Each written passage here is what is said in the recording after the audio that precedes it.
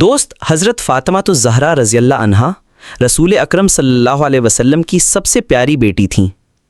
آپ کے دل میں ایمان، تقوی اور اللہ پر کامل بھروسہ تھا۔ ایک مرتبہ کا واقعہ ہے کہ حضرت فاطمہ الزہرا رضی اللہ عنہا ایک سفر پر تھیں۔ یہ سفر کسی مجبوری یا ضرورت کے تحت پیش آیا۔ اس وقت مدینہ کے اطراف میں سفر آسان نہیں ہوتے تھے۔ راستے پر ڈاکو اور جنگلی جانوروں کا خطرہ ہمیشہ موجود رہتا تھا۔ راستے میں ایک جنگل آیا جہاں شیر کی گزرگاہ تھی۔ یہ شیر بڑا خونخوار اور درندہ مشہور تھا۔ لوگ عام طور پر اس راستے سے اکیلے گزرنے کی جرت نہیں کرتے تھے۔ حضرت فاطمہ رضی اللہ عنہا جیسے ہی اس مقام پر پہنچیں، ایک شیر سامنے آ گیا۔ اس نے دھاڑ ماری اور اپنی موجودگی کا اعلان کیا۔ اب یہاں ایمان کا اصل مظاہرہ شروع ہوتا ہے۔ حضرت فاطمہ رضی اللہ عنہا نے بغیر گھبرائے فرمایا، اے اللہ کے پیدا کیے ہوئے جانور، میں رسول اللہ صلی اللہ علیہ وسلم کی بیٹی ہوں اور اللہ کے راستے میں ہوں، مجھے تجھ سے کوئی ڈر نہیں۔ یہ سننا تھا کہ شیر نے اپنی گردن جھکا لی اور پیچھے ہٹ گیا۔ بعض روایتوں میں آیا ہے کہ شیر حضرت فاطمہ رضی اللہ عنہا کے سامنے خاموش بیٹھ گیا اور جب تک آپ وہاں سے نکل نہ گئیں وہ محافظ بن کر ساتھ ساتھ چلتا رہا۔ دوست، یہ واقعہ ہمیں یہ سکھاتا ہے کہ جب اللہ پر بھروسہ ہو، دل میں ایمان ہو اور انسان سچائی پر ہو تو دنیا کی سب سے خطرناک چیزیں بھی اس کے سامنے جھک جاتی ہیں۔ جب حضرت علی کرم اللہ وجہہ، جو اس وقت کسی دوسرے مقام پر تھے، ان کو خواب کے ذریعے اللہ تعالیٰ کی طرف سے اس واقعے کی خبر دی گئی، آپ نے فوراً اپنی سواری لی اور اس جنگل کی طرف روانہ ہوئے۔ جب حضرت علی جنگل میں پہنچے تو انہوں نے دیکھا کہ ایک شیر حضرت فاطمہ رضی اللہ عنہا کے ساتھ خاموشی سے بیٹھا ہے، جیسے کوئی دربان یا محافظ۔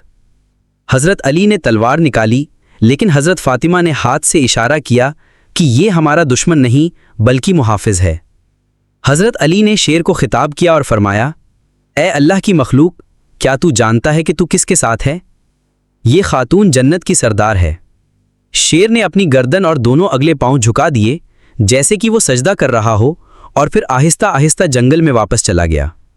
یہ منظر صرف ایک واقعہ نہیں بلکہ ایک بہت بڑی نشانی ہے۔ یہ اس بات کا اظہار ہے کہ اللہ تعالیٰ اپنے خاص بندوں کی حفاظت کے لیے قدرتی چیزوں کو بھی تابع کر دیتا ہے۔ سبق: دوست، اس واقعے سے ہمیں یہ سیکھنے کو ملتا ہے کہ ایمان کی طاقت جسمانی طاقت سے کہیں زیادہ بڑی ہے۔ جب نیت خالص ہو اور راستہ اللہ کا ہو تو شیر بھی راہ کا ساتھی بن جاتا ہے۔ اللہ تعالیٰ اپنے نیک بندوں کی حفاظت فرماتا ہے، چاہے زمین پر ہو یا جنگل میں۔ دوست، حضرت علی کرم اللہ وجہہ کے جنگل پہنچنے اور شیر کے ادب و احترام کے بعد حضرت فاطمہ رضی اللہ عنہا نے اپنے شوہر کی طرف مسکرا کر دیکھا اور فرمایا، یا علی رضی اللہ عنہ، یہ اللہ تعالیٰ کی طرف سے ہماری آزمائش تھی اور الحمدللہ اس نے ہمیں کامیاب کیا۔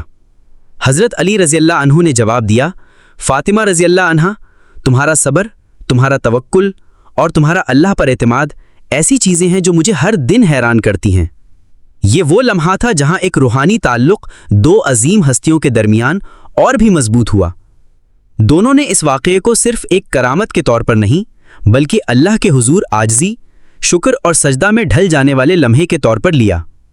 نصیحت اور حکمت: حضرت علی اور حضرت فاطمہ رضی اللہ عنہا نے مدینہ واپس پہنچ کر اس واقعے کو عام نہیں کیا، کیونکہ ان کی عاجزی ایسی کی کہ وہ اپنی بزرگی کا چرچا خود نہیں کرتے تھے۔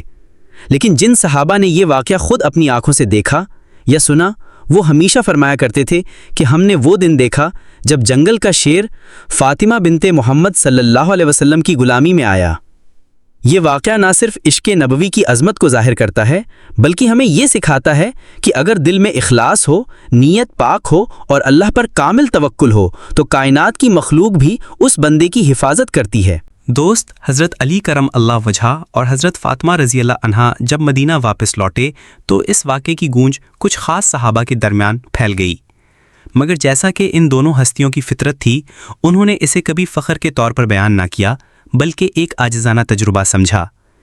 ایک دن حضرت سلمان فارسی رضی اللہ، حضرت ابو ذر غفاری رضی اللہ اور حضرت بلال حبشی رضی اللہ نے حضرت فاطمہ رضی اللہ کے در پر دستک دی۔ انہوں نے عرض کیا، اے فاطمہ الزہرا، ہمیں وہ راز بتائیے جو جنگل میں آپ پر منکشف ہوا تاکہ ہم بھی اس ایمان کو محسوس کر سکیں۔ حضرت فاطمہ نے بہت نرم لہجے میں فرمایا، اے میرے والد کے پیارے ساتھیوں، جو کچھ بھی ہوا وہ اللہ کی مدد تھی، اور وہ اس بندے کو عطا ہوتی ہے جو اس پر یقین کامل رکھتا ہے۔